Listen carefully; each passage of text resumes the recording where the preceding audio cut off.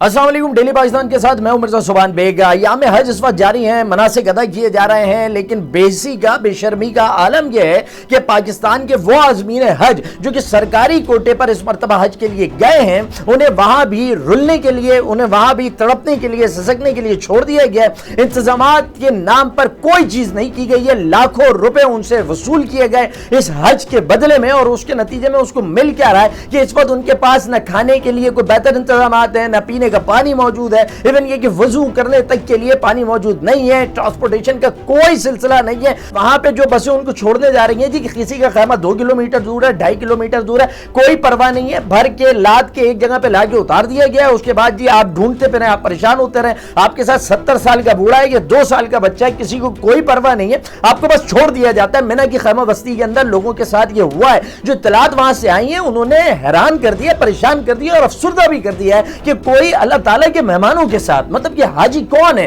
یہ وہ لوگ ہیں جنہیں اللہ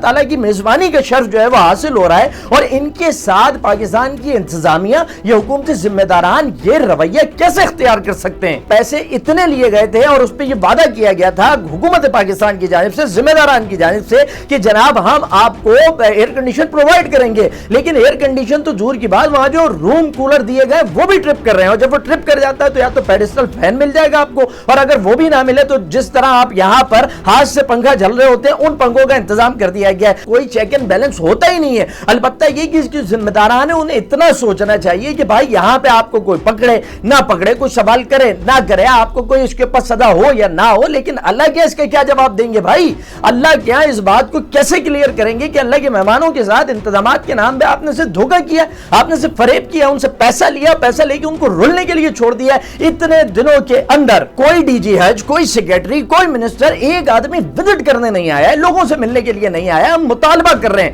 اپنے اس پلیٹ فارم سے، وزیر اعظم پاکستان صاحب سے، آرمی چیف صاحب سے، چیف جسٹس صاحب سے ریکویسٹ کر رہے ہیں کہ اس معاملے پر ایکشن لیا جائے، اور اس معاملے کے اوپر انکوائری کے بعد ذمہ داران کو قرار واقعی سزا دی جائے۔ اب اس میں جو بھی ملوث ہو، اگر کوئی بھی منسٹر ملوث ہے تو اس معاملے کے اوپر جو ہے وہ ان کو نائل کیا جائے ساری زندگی کے لیے۔ اگر کوئی سیکریٹری ملوث ہے تو اسے جو ہے وہ جیل کی جائے۔ جو لوگ بھی اس کے مجرم ہیں انہیں ان کے انجام تک پہنچا کر ایک مثال کو سیٹ کر دیں، تاکہ آنے والے وقت کے اندر اس قسم کا مذاق کسی اور حاجی کے ساتھ نہ ہو۔ امید کرتے ہیں کہ کوئی فیصلہ لیا جائے گا اور اس مرتبہ مثال قائم کی جائے گی۔